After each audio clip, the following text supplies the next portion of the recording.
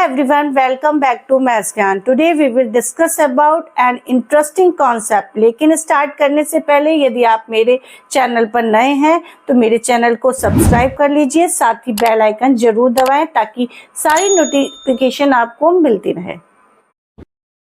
Hello everyone, welcome back to maths Gyan. और बताइए कैसे हैं आप। आज की क्लास में हम ICSE mathematics for class 8 chapter idea of sets belong to edition A Das Gupta book की एक्सरसाइज फर्स्ट 8 को आज हम सॉल्व करेंगे।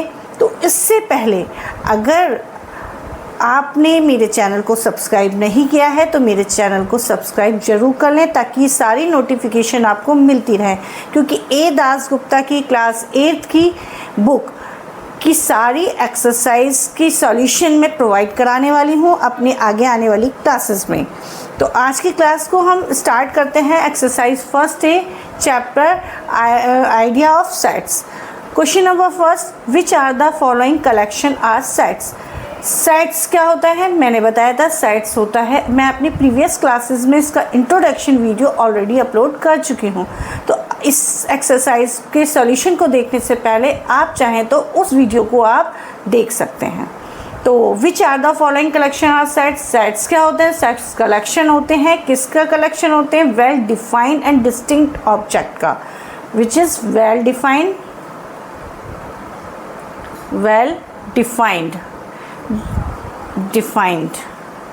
जो अच्छे से डिफाइंड हो ऐसे ऑब्जेक्ट का। जैसे फर्स्ट है हमारा a collection of positive integer that are less than 6। हमें तो इनका सेट बनाया जा सकता है, हम इनका सेट बना सकते हैं। तो इनका सेट तो होता है, इसमें कहा कि किसका सेट बन सकता है, तो इसका सेट बन सकता है। ठीक है। The collection of big cities of India, हमें इंडिया की जितनी भी बड़ी सिटीज़ हैं उनका कलेक्शन बनाना है, उनका कलेक्शन करना है। तो हम उनका कलेक्शन नहीं कर सकते क्योंकि हमें एक्यूरेट कुछ की भी डायमेंशन का पता नहीं है, और दैट्स वाई इनका हम जो है कलेक्शन नहीं बना सकते। The collection of rich people in India, India में रहने वाले रिच पीपल्स का कलेक्शन यानी उनका सेट बनाना है हमें। तो रिच पीपल हम नहीं बता सकते, कोई आइडिया नहीं लगा सकते, किसी की हमें प्रॉपर्टी का नहीं पता होता है तो हम उनका भी कि रिच पीपल्स कौन से हैं, है नहीं, हम उनका भी सेट नहीं बना सकते। दैट मीन इनका भी सेट नहीं बनाया जा सकता। द कलेक्शन, ये डिफाइन नहीं है, इसको डिफाइन नहीं किया जा सकता। दैट मीन इनका सेट नहीं होगा। The collection of the integers that are divisible by 3, हमें उन इंटीजर्स का, इंटीजर्स क्या होते हैं जो इंटीजर पॉजिटिव नंबर्स भी होते हैं और निगेटिव नंबर्स भी होते हैं, और ज़ीरो भी एक इंटीजर ही होता है, लेकिन ना ही ये पॉजिटिव इंटीजर होता है ना ही ये निगेटिव इंटीजर होता है।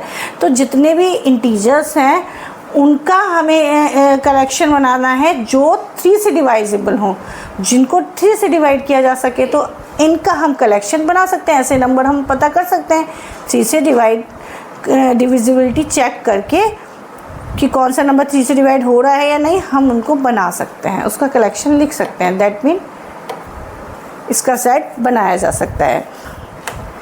If set A which element is 1 2 3 4 5 and 6, set A है जिसके एलिमेंट ये गिवन है हमें, then which of the following statement are true. अगर ये एलिमेंट है, ये एक सेट है जिसके एलिमेंट ये हमें गिवन है, तो हमें बताना है कि ये जो नीचे दिए गए स्टेटमेंट हैं वो ट्रू हैं। तो मैंने ये बताया था कि ये जो साइन होता है ये किसका होता है? बिलोंग टू कहते हैं साइन को। बिलोंग टू का मतलब है कि कोई एलिमेंट जिस सेट में है, ठीक है, कोई एलिमेंट अगर किसी सेट का एलिमेंट है, कोई नंबर अगर किसी सेट का एलिमेंट है तो हम उसके कहेंगे वो नंबर उस सेट में बिलोंग करता है। यानी 6 ए में बिलोंग करता है, 6 बिलोंग टू ए, यानी 6 ए में होना चाहिए, तो वो है, it means it is true and this sign is not belong to. अगर इसका कहने का मतलब है 7 नॉट बिलोंग टू ए, यानी 7 ए का मेंबर नहीं है, 7 ए का एलिमेंट नहीं है, तो that is true. Why? Because this is not present in this set, ठीक है, क्योंकि 7 जो है इस सेट में प्रेजेंट नहीं है, दैट मीन ये इसमें बिलोंग नहीं करता है, तो ये तो ट्रू है, ये बात ट्रू है, ठीक है। अब 2 बिलोंग टू ए, 2 ए में बिलोंग करता है, यानी 2 ए में प्रेजेंट होना चाहिए, तो वो है 2 तो ए में है, और 3 बिलोंग टू ए, यानी 3 भी ए सेट में का एलिमेंट होना चाहिए, यहाँ पर है। 5 बिलोंग टू ए, यानी 5 ए का एक एलिमेंट होना चाहिए, तो 5 भी ए में है, that mean these are also true, this is also true. कि इसमें कहा है सेट 1 2 जिसके मेंबर 1 2 3 है वो सेट ए को बिलोंग करता है। तो जो ये बिलोंग टू का साइन होता है ओनली एलिमेंट और मेंबर को रिप्रेजेंट करने के लिए होता है, इस पूरे के पूरे सेट को रिप्रेजेंट करने के लिए नहीं होता है, that's why this is false. ये क्या है? फॉल्स है, क्योंकि ये 3 एलिमेंट्स एक साथ गिवन है और वो 3 एलिमेंट्स का एक सेट है। अगर अलग अलग एलिमेंट को हम इस तरह से रिप्रेजेंट कर सकते हैं बिलोंग टू में, पर इस तरह से रिप्रेजेंट एक सेट बनाकर किसी भी चीज़ को रिप्रेजेंट नहीं किया जा सकता बिलोंग टू में। 6 बिलोंग टू ए, यानी 6 जो है वो बिलोंग करता है ए में, 6 ए का एलिमेंट है। 8 बिलोंग टू ए, यानी 8 ए सेट को बिलोंग करता है, 8 भी एलिमेंट होना चाहिए ए का, ऐसा नहीं है, that's why it is false. Now question number 3 is write each of the following sets by roster method. हमें ये इनके सेट बनाने हैं, सेट लिखने हैं जो कि रोस्टर मेथड में यानी कि टेबुलर फॉर्म में लिखने हैं। रोस्टर फॉर्म को हम टेबुलर फॉर्म भी कहते हैं। तो कहीं हमें रोस्टर फॉर्म देखने को मिलेगा, कहीं हमें टेबुलर फॉर्म सुनने को मिलेगा, तो मतलब एक ही है। Set of the last 3 months of a year, यानी कि हमें इसको टेबुलर फॉर्म में लिखने हैं 3 मंथ्स, ईयर के लास्ट 3 मंथ्स का। तो लास्ट के 3 मंथ्स होते हैं अक्टूबर, नवंबर एंड कॉमा लगा के दिसंबर।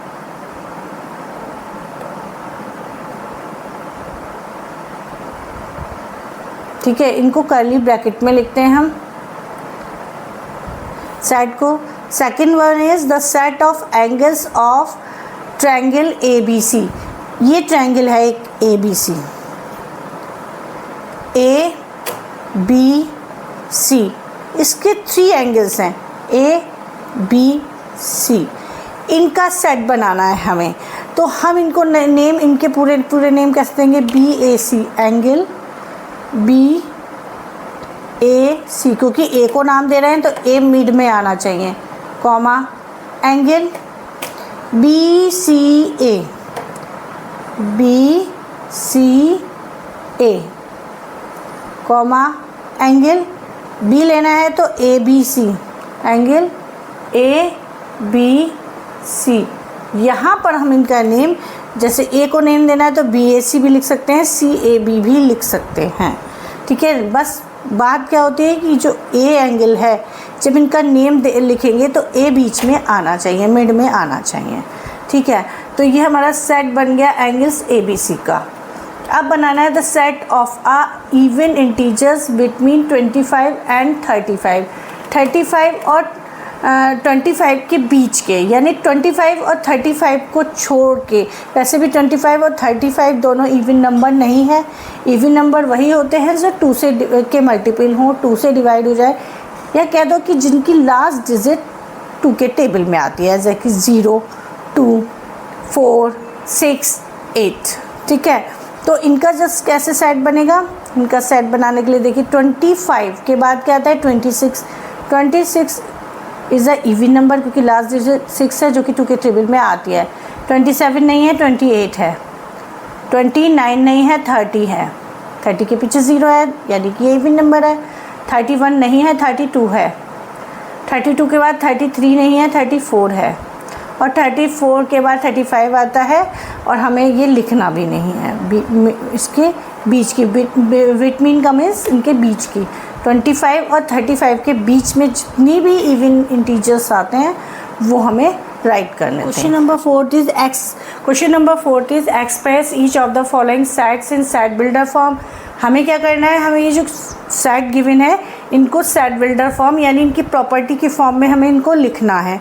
तो the set of the even integers between 11 and 21, हमें यहाँ पर इस तरह का सेट बनाना है जो इवन इंटीजर हो। इवन का मतलब अगर जब भी हमें इवन दिखाई दे हमें एक्स सच दैट 2 के मल्टीपल में मान लेना है उसको, क्योंकि जो भी इवन इंटीजर होगा वो 2 का मल्टीपल होगा, 2n। वेयर जहाँ पर जो n होगा वो क्या होना चाहिए, एक इंटीजर होना चाहिए। और n की क्या वैल्यू रखने पर 11 से बड़ी वैल्यू आए।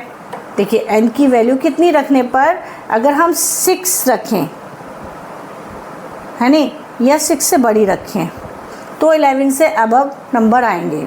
और किससे छोटी रखें कि 20 से छोटे आए नंबर, 21 से छोटे आए तो वो 10 से छोटे या 10 के इक्वल, 10 से स्मॉल या 10 से के इक्वल हमें नंबर्स चाहिए होंगे, जिससे कि जो भी एलिमेंट आएंगे वो इवन होंगे और 11 और 21 से के बीच के होंगे। ठीक है, तो हमारा सेट यही बनेगा, इस फॉर्म में हमें इनको लिखना होता है। The set of the whole numbers that are divisible by 6 and less than 48, क्योंकि वो डिविजिबल हो 6 से। 6 से डिविजिबल का मतलब वो 6 का मल्टीपल होना चाहिए। एक्स सच दैट 6 p लिख दो या n लिख दो, कुछ भी लिख दो, हम यहाँ p लिख देते हैं 6p। ठीक है, where p's belong to a whole number, ये एक होल नंबर होना चाहिए, 0 भी हो सकती है इसकी वैल्यू। तो जितनी भी वैल्यू आएंगी 6 इस सेट में वो 6 की मल्टीपल होंगे, प्लस और साथ ही साथ वो 48 से छोटे होंगे। 48 से छोटी वैल्यू 6 की कब आएगी, जब हम p की वैल्यू कितनी रखें, 6 7 जा होते हैं 42, 6 8 जा होते हैं 48। हमें 48 नहीं चाहिए, 48 से छोटा चाहिए, 7 जा तक आ रहा है, यानी कि जो p की वैल्यू हमें लेस देन हमारी होनी चाहिए 8 से। हम एक तो लिमिट लिखते हैं और वो जो एलिमेंट है वो कहाँ से बिलोंग करता है वो भी लिखना होता है।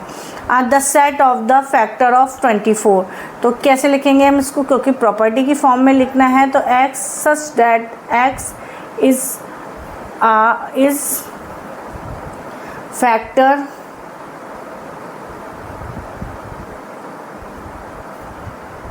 ऑफ